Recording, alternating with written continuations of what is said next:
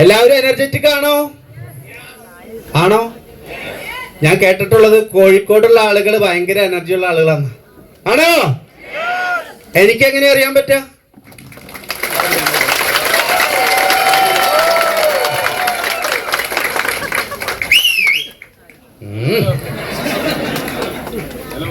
Super. എന്തായാലും വളരെയധികം സന്തോഷം.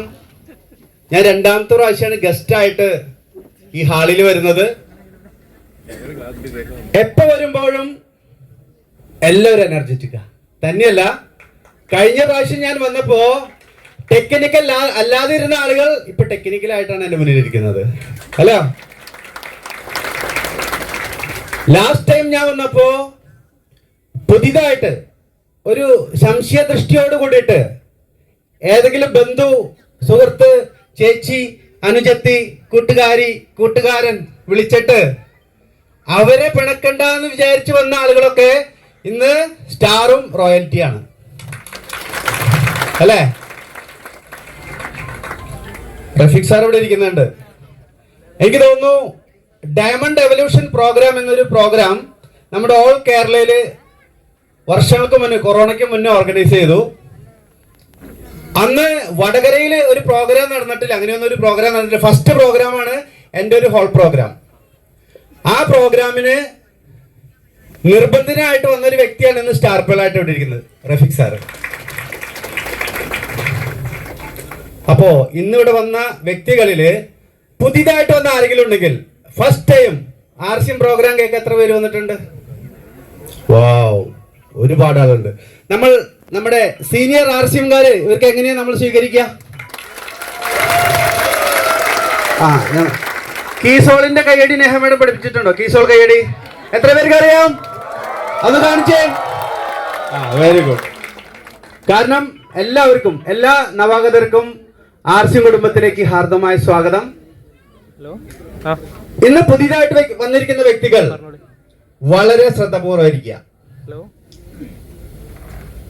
ഞാൻ പറയുന്നു, എൻ്റെ ഒരു പ്രസന്റേഷൻ നിങ്ങൾ ലാസ്റ്റ് വരെ കണ്ണും കാതും മനസ്സും ഇവിടെ അർപ്പിച്ചുകൊണ്ട് കേട്ട് കഴിഞ്ഞാൽ വരുന്ന 3 വർഷം കഴിയുമ്പോൾ ഞാൻ ഇവിടെ വരുമ്പോ ആ വ്യക്തി പറയും, സാറേ അന്ന് കേസരി ഭവനില് സാറിന്റെ ഒരു ക്ലാസ് കേട്ടതുകൊണ്ടാണ് ഞാൻ എമറാൾഡ് ആയിട്ട് ഇവിടെ ഇരിക്കുന്നത് പറയും. ഇത് എന്റെ ഗ്യാരണ്ടിയാണ്. തയ്യാറാണോ? പുതിയ വ്യക്തികൾ തയ്യാറാണോ? ആരുടെ? Very good. എന്റെ പേര് ഗിരീഷ് എന്നാണ്. ഇന്ത്യൻ ആർമിയിലായിരുന്നു ഞാൻ 17 വർഷക്കാലം. അടിച്ചോ. സജീവ് സാറ് പറഞ്ഞ പോലെ അടിക്കണി നന്നായിട്ട് അടിക്കാം, അല്ലെങ്കിൽ അടിക്കില്ല. അടിക്കണമെങ്കിൽ അങ്ങനെ അടിക്കണം, കൈ അടിച്ച് പൊട്ടിച്ചേക്കണം. ഹലോ, കൈ അടിച്ച് പൊട്ടിച്ചേക്കണം.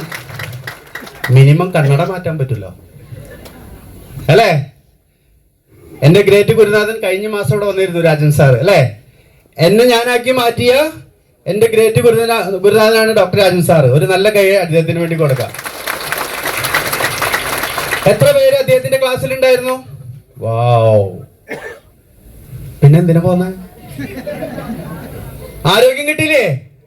പിന്നെന്തിനാ വന്നേ? പൈസക്ക് വേണ്ടി എന്നെ കാണാനോ? എന്നെ കാണാനും സ്വപ്നം കാണാൻ. Very good. എന്തായാലും നിങ്ങൾ കാണും.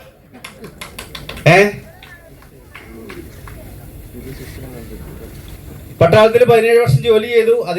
അതിനുശേഷം 2012 റിട്ടയർമെന്റ് ആയി. 17 വർഷം ജോലി ചെയ്ത് പിന്നെ വിദേശത്ത് പോയി. കുറെ ആരോഗ്യ പ്രശ്നങ്ങളുമായിട്ട് കേരളത്തിലേക്ക് തിരിച്ചു വരികയാണ്. ഒരു 100 ചില്ലാനും കിലോ ആയിട്ട്. അത്ര എത്തിയിട്ടില്ലല്ലോ.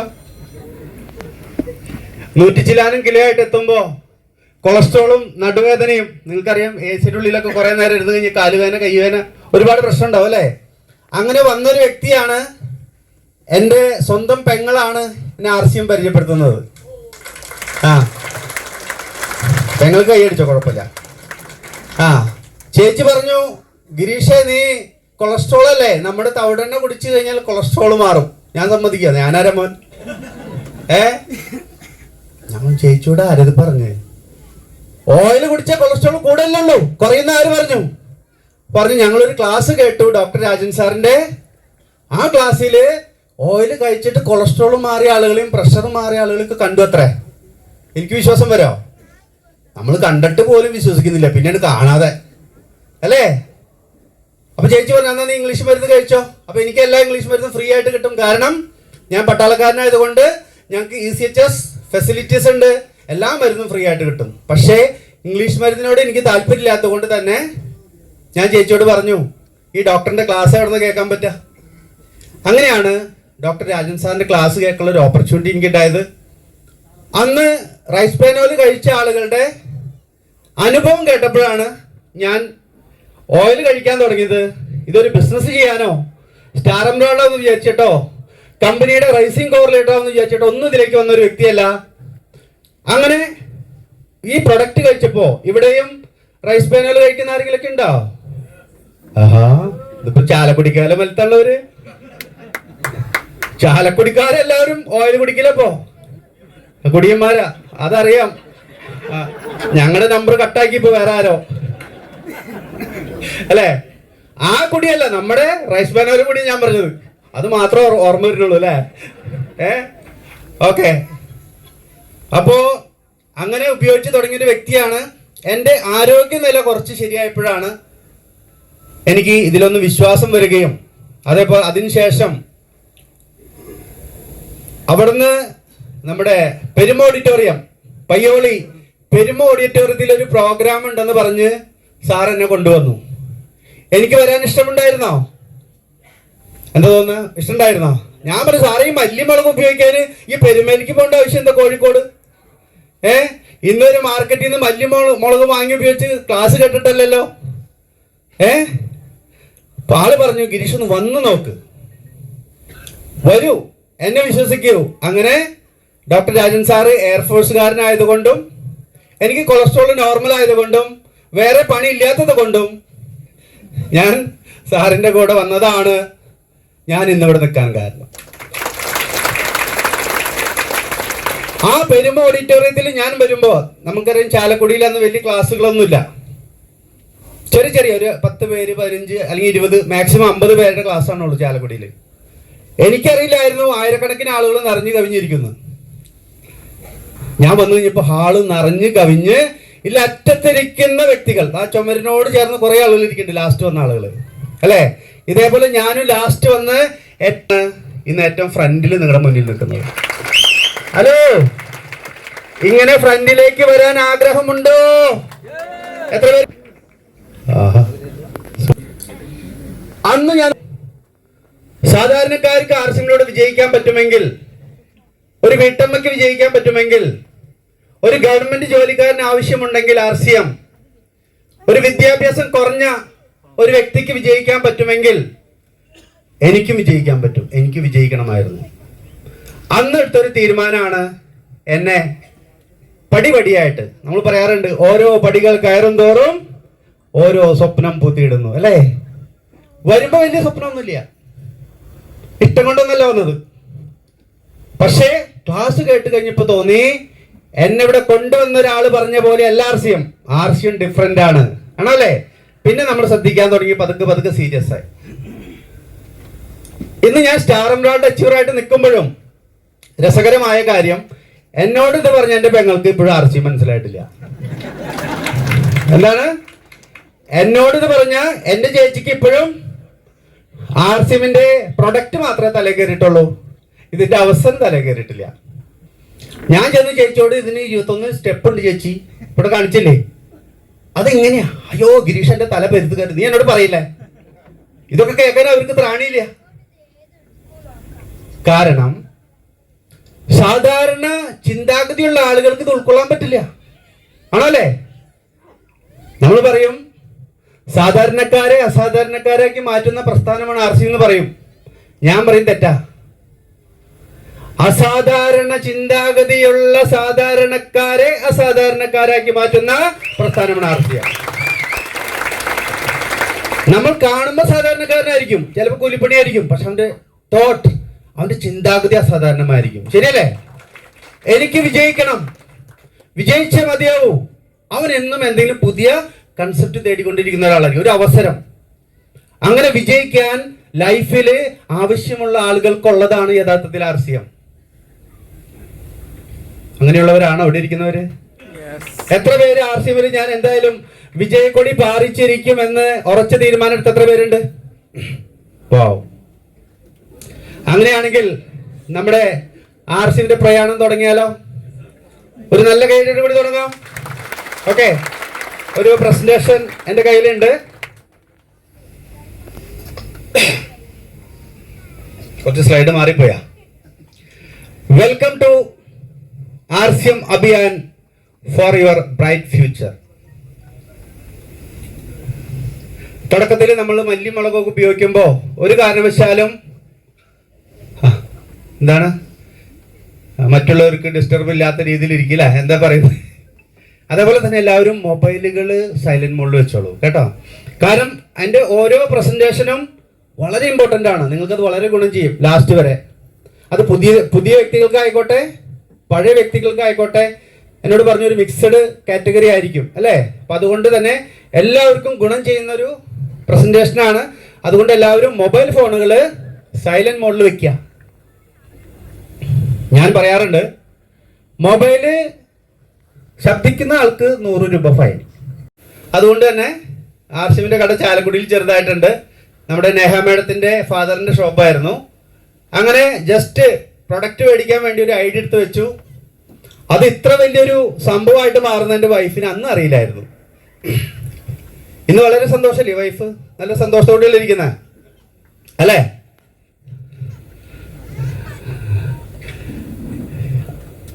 എനിക്ക് ഐശ്വര്യമാണ്.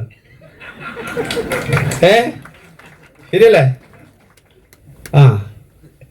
എന്നാൽ ഞാൻ എൻ്റെ RCM തുടക്ക സമയത്ത് അത്ര ഐശ്വര്യമായൊന്നുമല്ലായിരുന്നു. എന്നെ ഏറ്റവും കൂടുതൽ ബാക്കിൽ നിന്ന് വലിച്ച ഒരാളാണ് എൻ്റെ വൈഫ്. കാരണം ആളുടെ അക്കൗണ്ടിലാകെ 276 വന്നുണ്ടായുള്ളൂ. വിദേശത്ത് 10-60,000 രൂപ ശമ്പളം കിട്ടുന്ന ആ ജോലി വിട്ടിട്ട് ഞാൻ RCM ഏറ്റെടുത്ത സമയത്ത് ഏറ്റവും കൂടുതൽ എന്നെ പിന്നീന്ന് വലിച്ചൊരു വ്യക്തിയാണ് എൻ്റെ ഭാര്യ. അതിനോടനുബന്ധിച്ച് എൻ്റെ വൈഫിൻ്റെ വീട്ടുകാരും. കാരണം ഈ മല്ലിമുളകും വിറ്റ് എൻ്റെ മകളുടെ ജീവിതം ഇവൻ തുലയ്ക്കുമെന്നാണ് അവർ വിചാരിച്ചിരുന്നത്. കാരണം അവർ പ്രോഗ്രാം അറ്റൻഡ് ചെയ്തിട്ടില്ല. പക്ഷെ ഇന്ന് എന്നെ ഏറ്റവും കൂടുതൽ സപ്പോർട്ട് ചെയ്യുന്ന എൻ്റെ പ്രിയ പത്നിയാണ് ഇരിക്കുന്നത്. ഇന്ന് ഇതേ സമയം നമ്മുടെ ഗ്രേറ്റ് ഗുരുനാഥൻ സഫയർ CRN മൂർത്തി സാർ എൻ്റെ ടീമിൽ ഒരു ഷോപ്പ് ഉദ്ഘാടനം ചെയ്തുകൊണ്ടിരിക്കുകയാണ് ഈ സമയം. നമ്മുടെ ടെക്നിക്കൽ രമ്യ മാഡത്തിന്റെ RCM അണ്ടർവേൾഡ് ക്യൂക്ക് ഇപ്പോൾ ഉദ്ഘാടനം നടക്കുകയാണ്. ജിഷ മാഡം മൂർത്തി സാറിന്റെ കൂടെ അങ്ങോട്ട് പോയിരിക്കുകയാണ്. ഇന്ന് എന്നെക്കാളും തെടുക്ക ആൾക്ക്. കാരണം എന്താണെന്നറിയോ? തുടക്കത്തില് RCM ഉൽപ്പന്നങ്ങൾ ഉപയോഗിച്ച് ആരോഗ്യം കിട്ടി. ഇന്ന് 8.5 വർഷമായിട്ട് എൻ്റെ വീട്ടിൽ RCM ഉൽപ്പന്നങ്ങൾ മാത്രമാണ് ഉപയോഗിക്കുന്നത്. ഒന്നും പുറത്തുനിന്ന് ഞാൻ മേടിക്കില്ല. പർച്ചേസ് വോളി ഇല്ലാത്ത ഒരു പ്രൊഡക്റ്റ് എനിക്ക് ഇഷ്ടമേ അല്ല. പർച്ചേസ് വോളി ഇല്ലാത്ത പ്രൊഡക്റ്റ് എനിക്ക് ഇഷ്ടമേ അല്ല. നിങ്ങൾക്ക് ഇഷ്ടമാണോ? ഫുള്ളായിട്ട് ഇപ്പം എൻ്റെ ഷൂ ആയിക്കോട്ടെ, എൻ്റെ സോക്സ് ആയിക്കോട്ടെ, എൻ്റെ ഈ pant, coat, tie, shirt, undergarments, പോക്കറ്റിൽ വരുന്ന 1-2 ലക്ഷം രൂപയും RCM തന്നെ. ഹലോ, ഇന്ന് വൈഫ് വളരെ ഹാപ്പിയാ. അപ്പൊ ഞാൻ ആദ്യം പ്രോഗ്രാമിന് പോയപ്പോ എൻ്റെ വൈഫിനെ പ്രോഗ്രാമിന് കൊണ്ടുപോയില്ല. അവിടെ ഇങ്ങനെ പല ഭർത്താക്കന്മാരുണ്ടാവും, ശരിയല്ല? ഭാര്യമാരെ കൊണ്ടുവരില്ല, ഭാര്യ എനിക്ക് ഭർത്താവിനെ കൊണ്ടുവരില്ല. അപ്പൊ ഞാനൊരു ഹിന്ദി ലീഡറിന്റെ ക്ലാസ് കേട്ടു. ആ ഹിന്ദി ലീഡറിന്റെ ക്ലാസ് കേട്ടപ്പോ തുടക്കത്തിൽ നമ്മൾ മല്ലിമുളക് ഉപയോഗിക്കാനാണല്ലോ വരുന്നത്. തന്നെയല്ല, തുടക്കത്തിൽ ഉപയോഗിക്കില്ല, അനിയത്തി കൊണ്ട്, പിന്നെ എനിക്കിത് വേണ്ടെന്ന് പറയും അല്ലേ? സത്യസന്ധമായിട്ട് പറയും. ആദ്യമായിട്ട് RCM പ്രൊഡക്റ്റ് കണ്ടപ്പോ അയ്യോ ഞാനിത് നോക്കിയിരിക്കായിരുന്നു, എനിക്ക് കൊതിയായിട്ട് പാടില്ല. തരാൻ പറഞ്ഞ ആരെങ്കിലും ഉണ്ടോ ഈ കൂട്ടത്തില്? അങ്ങനെ ആരെങ്കിലും ഒന്ന് കൈ നോക്കി? ഒരാളുണ്ട്. അവർക്ക് നല്ലൊരു കൈ കൊടുത്തേ. 3-4 പേരുണ്ട്. ഒരു സൂപ്പർ, ഒരു കീസോട് കൈ കൊടുക്കൂ. പരിമിതമായ ആളുകളുള്ളൂ, പക്ഷെ മാക്സിമം ആളുകളും നോ എന്ന് പറഞ്ഞ ആളുകളാണ്, ആണോ അല്ലേ? അപ്പൊ നമ്മൾ നോക്കേണ്ട ഒരു കാര്യം, ആ ഒരു ക്ലാസ്സിന് പോയി കഴിഞ്ഞപ്പോ ഞാൻ മാത്രമേ പോയുള്ളൂ, ഞാൻ മാത്രമേ കണ്ടുള്ളൂ എന്ന് ഒരു സിനിമയിൽ പറയുന്നില്ലേ? എന്ന് പറഞ്ഞ മാതിരി എനിക്ക് മാത്രമേ ഇതിന്റെ അവസരം മനസ്സിലായുള്ളൂ. എങ്ങനെ എത്തണമെന്നോ എങ്ങനെ ലെവല് ഇതൊന്നും അറിയില്ല. ഒരു പുക, ഇന്ന് ആദ്യമായിട്ട് ക്ലാസ് കേൾക്കുന്ന ആളുകൾക്ക് ഒരു പുക ഉണ്ടാവുള്ളൂ. ഇത് കഴിഞ്ഞ് കഴിയുമ്പോഴും പുക ഉണ്ടാവുള്ളൂ. ഒരു രൂപം സംഭവം ഉഷാറെന്ന് മനസ്സിലായി അല്ലേ? അതിനുശേഷം നിങ്ങൾ നിങ്ങളുടെ ലീഡറിനോട് ചോദിക്കണം ഇതെങ്ങനെ വരണേ. അപ്പൊ അതിനുശേഷം ആ ഒരു ക്ലാസ്സില് ഒരു ഹിന്ദി ലീഡർ പറഞ്ഞൊരു കാര്യം, ഒരു ലേഡി ലീഡർ ഋതിക റാഠോർ, ആള് പറഞ്ഞൊരു കാര്യം, ആർസിഎമ്മിന്റെ സോപ്പിട്ട് കുളിച്ചാൽ നല്ലൊരു ബംഗ്ലാവ് പണിയാൻ പറ്റുന്ന വീട്ടിലിരിക്കുന്ന ഭാര്യയ്ക്ക് മനസ്സിലായാൽ ആ ഭാര്യ പിന്നെ മറന്നുകൊണ്ട് പോലും മാർക്കറ്റിലത്തെ സോപ്പ് വാങ്ങി ഉപയോഗിക്കില്ല. ആർസിഎമ്മിന്റെ ഡ്രസ് ഇട്ടാൽ നീളത്തിലുള്ള ഒരു കാറ് മേടിക്കാൻ പറ്റുന്ന വീട്ടിലിരിക്കുന്ന ഭാര്യയ്ക്ക് മനസ്സിലായാൽ ആ ഭാര്യ പിന്നെ പുറത്തുനിന്ന് ഒരു ഡ്രസ് വാങ്ങി ഉപയോഗിക്കില്ല. ഈ ക്ലാസ് കേട്ടപ്പോ എനിക്ക് തോന്നി എന്റെ ഭാര്യനെ എങ്ങനെയും പ്രോഗ്രാമിന് കൊണ്ടുപോകണം. കാരണം അവരെന്നെ ബാക്കിൽ നിന്ന് വലിക്കുന്നത് ഇതിന്റെ സാധ്യത മനസ്സിലാക്കാത്തത് കൊണ്ടാ. അവർക്ക് ആർസിഎം, മല്ലി, മുളക്, മഞ്ഞള്, ഉപ്പ്, സോപ്പ്, ആട്ട, ഓയിൽ ഇത് മാത്രമായിട്ട് അറിയുള്ളൂ അല്ലേ? ഇതിന്റെ ഓപ്പർച്യൂണിറ്റി എന്താണ്? ഇതിന്റെ 21 സ്റ്റെപ്പ് നമുക്ക് എങ്ങനെ കയറാൻ പറ്റും? നമ്മുടെ കുടുംബം എങ്ങനെ നമുക്ക് സുരക്ഷിതമാക്കാൻ പറ്റും? നമ്മുടെ സ്വപ്നങ്ങളിലേക്ക് നമുക്ക് എങ്ങനെ സഞ്ചരിക്കാൻ പറ്റും? നമ്മുടെ വരും തലമുറകൾക്ക് ഇത് എങ്ങനെ ഗുണം ചെയ്യും? ഇതൊന്നും നമുക്ക് നമ്മുടെ വീട്ടിലിരുന്ന് മനസ്സിലാവില്ല. അങ്ങനെയാണ് ഞാൻ എൻ്റെ വൈഫിനെ ഒരു വലിയ പ്രോഗ്രാമിലേക്ക് കൊണ്ടുപോകാൻ സാധ്യത വന്നത്. അവിടെ ചെന്നപ്പോ വൈഫിന് തോന്നി സംഭവം ഉഷാറാണല്ലോ അല്ലെ? ഇവിടെ വന്ന ആളുകൾക്കും തോന്നുന്നില്ലേ? കുഴപ്പമില്ലല്ലോ. പുതിയ ആളുകൾ പറയൂ, നമ്മൾ വീട്ടിലിരുന്ന് കേട്ട പോലെയാണോ ആർസിഎം? ആണോ? ഡിഫറെന്റ് അല്ലേ? അപ്പൊ എന്റെ വൈഫും അന്ന് മുതല് പച്ചക്കൊടി കാണിച്ചില്ലെങ്കിലും പതുക്കെ സപ്പോർട്ട് ചെയ്യാൻ തുടങ്ങി. സത്യത്തില് എന്റെ ആർസിഎം കമ്മീഷൻ പെൻഷന്റെ ഇരട്ടിയായപ്പോഴാണ്. ആർമി പെൻഷൻ 17,000 ആയിരുന്നു. 34,000 രൂപ ആർമി പെൻഷന്റെ ഇരട്ടി ആർസിഎമ്മിലൂടെ വരുമാനം വന്നതിന് ശേഷമാണ് എന്റെ വൈഫ് എന്നെ പരിപൂർണമായിട്ട് സപ്പോർട്ട് ചെയ്യാൻ തുടങ്ങിയത്. ഹലോ, ഇവിടെ വന്ന ആളുകളും ഒരു പക്ഷേ ആരെങ്കിലുമൊക്കെ പറഞ്ഞ് നിർബന്ധത്തിന് വഴങ്ങി ശല്യം സഹിക്കവയ്യാതെ വന്ന ആളുകളൊക്കെ കൂട്ടത്തിലുണ്ടായിരിക്കാം, ശരിയല്ലേ? പക്ഷെ ഇന്നത്തെ ഒരു ക്ലാസ് കേട്ടിട്ട് നിങ്ങൾ തീരുമാനം എടുക്കുക. നിങ്ങളെ കൊണ്ടുവന്ന ഒരു വ്യക്തിക്കുള്ളതല്ല ഈ പ്രസ്ഥാനം, നമുക്കും നമ്മുടെ വരും തലമുറയ്ക്കുള്ളതാണ്. അതാ എന്നോട് എന്റെ പെങ്ങളാണ് പറഞ്ഞത് അല്ലേ? എന്റെ പെങ്ങൾക്ക് ഇപ്പോഴും മനസ്സിലായിട്ടില്ല. ഞാൻ സ്റ്റാർ എംബ്രോയിഡറി, ഇനി ഞാൻ ഡയമണ്ട് ആയാലും ചേച്ചിക്ക് മനസ്സിലാവും എനിക്കൊരു സംശയമുണ്ട് അല്ലേ? ഓക്കെ, തയ്യാറാണോ? അപ്പൊ എന്റെ വൈഫിന് ഒരു കൈയടി കൊടുത്തോടെ നിങ്ങക്ക്, ജിഷ മാഡത്തിന്? അപ്പൊ ജിഷ മാഡം ഇപ്പൊ എന്താ പറയാന്നറിയോ? ഞാൻ ബാക്കിൽ നിന്ന് വലിച്ചാരാണ് ചേട്ടൻ നല്ല സ്പീഡിൽ പോയത്. അപ്പൊ കഴിഞ്ഞ ദിവസം രാജൻ സാർ ഒരു കാര്യം പറഞ്ഞേ, ഫ്ലൈറ്റ് മേലേക്ക് പൊങ്ങുന്ന സമയത്ത് നമ്മൾ വിചാരിക്കും ഈ കാറ്റുള്ളത് കൊണ്ട് ഫ്ലൈറ്റിന് അധികം മേലേക്ക് പോകാൻ പറ്റില്ല എന്ന്. അപ്പൊ രാജൻ സാർ പറഞ്ഞൊരു കാര്യം, ആള് എയർഫോഴ്സിലായിരുന്നല്ലോ, ആള് പറഞ്ഞൊരു കാര്യം, കാറ്റ് എത്ര കൂടുതൽ വരുന്നോ അതിനനുസരിച്ചാണ് ഫ്ലൈറ്റിന്റെ വേഗത കൂടാന്ന്. അതിനനുസരിച്ച് ആ ഫ്ലൈറ്റിന് പ്രവർത്തിക്കാനുള്ള ഊർജം കിട്ടും. അപ്പൊ എത്ര കൂടുതൽ കാറ്റ് നമ്മുടെ അഗേൻസ്റ്റ് വരുന്നുവോ അതിനനുസരിച്ച് ഫ്ലൈറ്റ് കൂടുതൽ മേലോട്ട് വരുന്നത് എയർഫോഴ്സുകാരനായി അദ്ദേഹം പറഞ്ഞപ്പോ മനസ്സിലായി അത് ശരിയാണ്, എന്റെ ഭാര്യ വലിച്ചത് കൊണ്ടാണ് എനിക്ക് ഊർജം കിട്ടിയത്. ശരിയല്ലേ? ഇവിടെ ഇരിക്കുന്നവർക്കും ബാക്കിൽ നിന്ന് വലിയൊക്കെ തുടങ്ങിയിട്ടുണ്ടാ? എത്ര പേർക്ക് അങ്ങനെ വലിയ കിട്ടുന്നുണ്ട്? അയൽക്കാരിന്നോ കൂട്ടുകാരിന്നോ നാട്ടുകാരിന്നോ ഒക്കെ? നിങ്ങൾ രക്ഷപ്പെടും ഉറപ്പായിട്ടും. ഓക്കെ, അപ്പൊ ഇത് നെക്സ്റ്റ് ജനറേഷൻ പ്രോഗ്രാമിന്റെ ഒരു പ്രസന്റേഷൻ ആണ് സാറേ. ഓക്കെ, ഇത് യങ് ജനറേഷൻ, അതായത് 30 വയസ്സിനും 18 വയസ്സിനും ഇടയിലുള്ള 80% കുട്ടികൾ പങ്കെടുത്ത ഒരു പ്രോഗ്രാമാണ്. ഇതേ പ്രോഗ്രാമാണ് നമുക്ക് ഈ വരുന്ന 27-ാം തീയതി രാജഗുരിയിൽ വരുന്നത്. എത്ര പേര് ബസ് ബുക്ക് ചെയ്തു? എത്ര പേര് വരുന്നുണ്ട്? അതിന്റെ കുറച്ച് ടിക്കറ്റുകൾ കൊണ്ടുവന്നിട്ടുണ്ടെന്ന്. അപ്പോ ആർസിഎം ഉൽപ്പന്നങ്ങൾ ഒന്നും ഉപയോഗിക്കാത്ത ആരെങ്കിലും ഉണ്ടോ? ഇതുവരേക്കും ഒരു പ്രൊഡക്റ്റ് പോലും ഉപയോഗിച്ചിട്ടില്ല, അങ്ങനെ ആരെങ്കിലും ഉണ്ടോ? ആരുമില്ല, ഒരാളുണ്ട്. ഓ,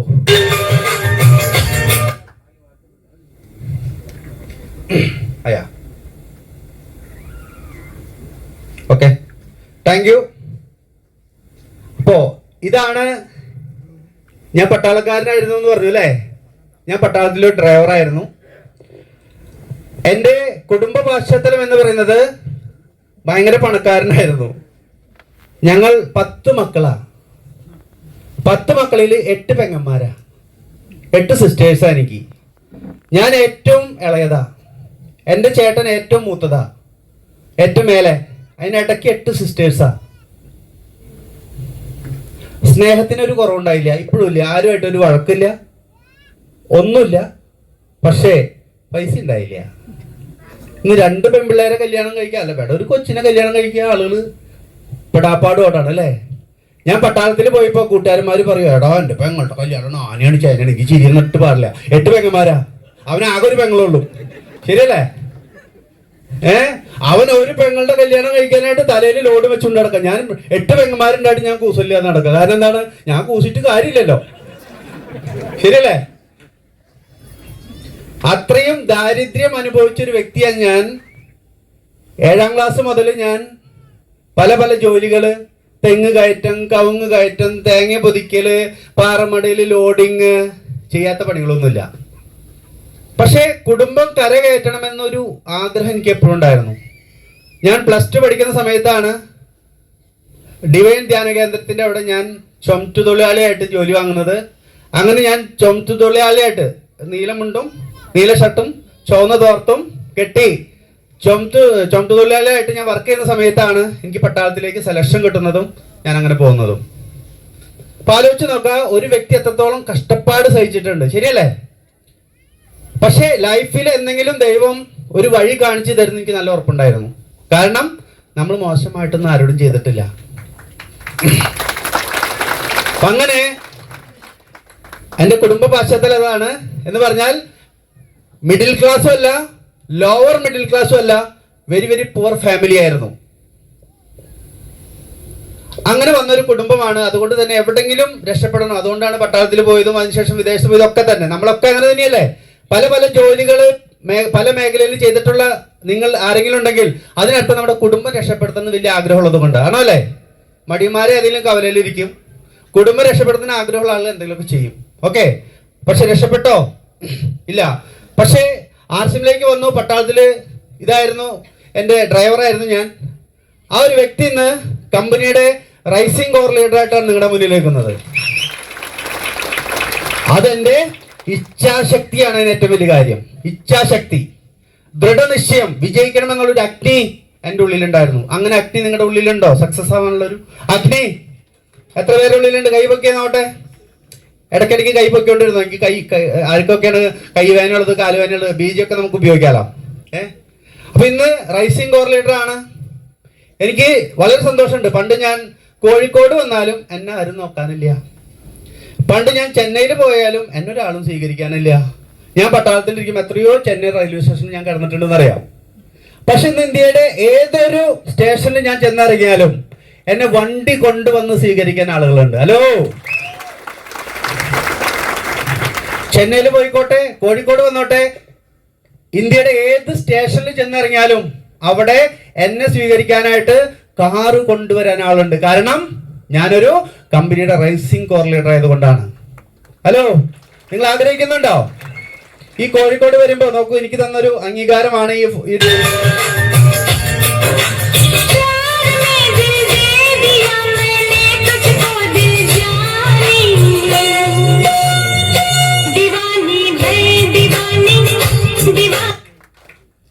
ഇതേപോലെ അംഗീകാരം എത്ര പേര് ആഗ്രഹിക്കുന്നുണ്ട്? നിങ്ങൾ ജോലി ചെയ്യുന്ന മേഖലയിൽ അതിനുള്ള അവസരമുണ്ടോ? ആർസ്യം ഇടും. നിങ്ങൾ ജോലി ചെയ്യുന്ന മേഖലയിൽ അതിനുള്ള അവസരമുണ്ടോ? ഒരു 10 വർഷം കഴിഞ്ഞുണ്ടാവോ? അവിടെ, ഇവിടെയല്ല, അവിടെ നോ. സുഹൃത്തുക്കളെ, വീട്ടിലേക്കുള്ള മല്ലിയും മുളകും മഞ്ഞളും ഉപ്പും സോപ്പും ആട്ടയും ഓയിലും ഡ്രസ് മെറ്റീരിയൽസും ഉപയോഗിച്ചുകൊണ്ട് നമുക്ക് ഏതറ്റം വരെ പോവാനും ദൈവം നമുക്ക് നൽകിയ ഒരു പരിപാവനമായ പ്രസ്ഥാനമാണ് RCM. നമ്മൾ മനസ്സിലാക്കണം. നമുക്കറിയാം, ഇന്ത്യയിലെ നമ്പർ 1 ഡയറക്ട് സെല്ലിംഗ് കമ്പനിയിലാണ് നമ്മൾ വന്നിരിക്കുന്നത്. ഏത് കാര്യത്തിലെടുത്ത് നോക്കിയാലും, പ്രൊഡക്റ്റിന്റെ എണ്ണത്തിലായിക്കോട്ടെ, പ്രൊഡക്റ്റിന്റെ ക്വാളിറ്റിയിലായിക്കോട്ടെ, അസോസിയേറ്റ് ബയ്യേഴ്സിന്റെ എണ്ണത്തിലായിക്കോട്ടെ, വരുമാനം മേടിക്കുന്ന ആളുകളുടെ എണ്ണത്തിലായിക്കോട്ടെ, ആണോ അല്ലേ? ഷോപ്പുകളുടെ കാര്യത്തിലായിക്കോട്ടെ. നിങ്ങൾ പറയൂ, ഇത്രയും ഔട്ട്ലെറ്റുകളുള്ള ഏത് ഡയറക്ട് മാർക്കറ്റിംഗ് ആണ് ഇന്ത്യയിലുള്ളത്? ഇന്ത്യയിൽ മാത്രമല്ല, ലോകത്തിലില്ല. അങ്ങനെ ഒരു കമ്പനി ഉണ്ടെങ്കിൽ അതിന്റെ പേരാണ്, ഉറക്കെ പറയൂ, RCM. ഓരോ ദിവസം പുതിയ പുതിയ ഷോപ്പുകൾ വരുന്നു അല്ലേ? ഇന്ത്യയിലുടനീളം 15,000 ഷോപ്പുകൾ. ആരാണ് മൊബൈല് ഒന്ന് സൈലന്റ് ചെയ്ത് കൊടുത്തേ? അല്ല, അറിയില്ല, ചേച്ചിക്ക് അറിയില്ല, അതുകൊണ്ടാണ്. അപ്പോൾ ഞാൻ പറയുന്നത്, ഇന്ന് ഏതൊരു ലെവലിൽ നോക്കിയാലും ഇന്ത്യയിലെ നമ്പർ 1 ഡയറക്ട് സെല്ലിൽ നമ്മൾ വന്നിരിക്കുന്നത്. ക്രെഡിബിലിറ്റി നമ്മളിവിടെ കണ്ടു അല്ലേ? ക്രെഡിബിലിറ്റി. പ്രൊഡക്റ്റ് കഴിച്ച് ആരോഗ്യം കിട്ടിയ ഒരുപാട് ആളുകൾ. ഇവിടെ എത്ര പേർക്ക് ആരോഗ്യം കിട്ടി RCM പ്രൊഡക്റ്റ് കഴിച്ചിട്ട്? ഒന്ന് ഹാൻഡ് റൈസ് ചെയ്യൂ. ആദ്യമായിട്ട് വന്നിട്ട് നോക്കൂ, RCM പ്രൊഡക്റ്റ് കഴിച്ചിട്ട് ആരോഗ്യം കിട്ടിയ ആളുകൾ. ഒരു കയ്യടി കൊടുത്തൂടെ അവർക്ക് വേണ്ടിയിട്ട്? മാർക്കറ്റിൽ മൂലൻസും റിലയൻസും പിന്നെ ഡിമാർട്ടും ശരവണയും ലുലു മാളും മാത്തുണ്ണിച്ചേട്ടന്റെ ഷോപ്പും ഔസേപ്പ് ചേട്ടന്റെ ഇക്കയുടെ ഷോപ്പൊക്കെ ഉണ്ടാവും. അവിടെ ഒന്നും നമുക്ക് ഒരു ആരോഗ്യം കിട്ടാൻ പോകുന്നില്ല, ശരിയല്ലേ? നമുക്ക് RCM ഷോപ്പിൽ വാങ്ങിച്ചാൽ നല്ല ആരോഗ്യം കിട്ടും. എന്ത് കാര്യം എടുത്താലും നമ്പർ 1 അല്ലേ? എന്നിട്ടും ആളുകൾക്ക് മനസ്സിലാവുന്നില്ല. ഞാനപ്പോ ഒരു കഥ പറയാറുണ്ട്. ഞാൻ മുന്നും പറഞ്ഞിട്ടുണ്ട്. കുറച്ച് പുതിയ ആളുകളുണ്ട്, അവരോട് പറയാം. ഒരാളൊരു സഞ്ചിയില് ഒരാളൊരു സഞ്ചിയില് ഒരു സാധനം കൊണ്ടുവന്നിട്ട് ഒരാളോട് ചോദിക്കുകയാണ്, ഇതില് എന്താണെന്ന് പറയുകയാണെങ്കിൽ ഇതിലുള്ള പഴം മൊത്തം സാറിന് ഫ്രീ. എന്താ പറഞ്ഞത്? ഈ സഞ്ചിയിൽ എന്താണെന്ന് പറയുകയാണെങ്കിൽ ഇതിലുള്ള പഴം മൊത്തം ഫ്രീ. ആളുകൾ ആലോചിക്കും, ദൈവം ഇതിന്റെ ഉള്ളിൽ എന്താ ഇരിക്കണം? 1500 ഷോപ്പ് വന്നു, 8000-ലധികം പ്രൊഡക്റ്റ് വന്നു, കുട്ടികളില്ലാത്തവർക്ക് കുട്ടികൾ ഉണ്ടാവുന്നു, ഗർഭാശയ സംബന്ധമായ പ്രശ്നമുള്ള ആൾക്ക് അത് മാറുന്നു അല്ലെ? Pressure, sugar, cholesterol, heart block, stroke. നമ്മുടെ പ്രൊഡക്റ്റ് കഴിച്ചിട്ട് ആരോഗ്യം കിട്ടുന്നു. വർഷങ്ങളായിട്ട് ഹോസ്പിറ്റലിൽ പോയിരുന്ന ആളുകള് RCM ഉൽപ്പന്നങ്ങൾ കഴിച്ചിട്ട് ഹോസ്പിറ്റൽ വിട്ടു. അങ്ങനെ എത്ര പേരുണ്ട് ഇവിടെ? ഹോസ്പിറ്റൽ കേസ് ഇല്ലാത്ത ആളുകൾ RCM പ്രൊഡക്ട്സ് ഉപയോഗിച്ചതിന് ശേഷം. എന്നിട്ടും ചോദിക്കണം എന്തിട്ട് RCM എന്ന്.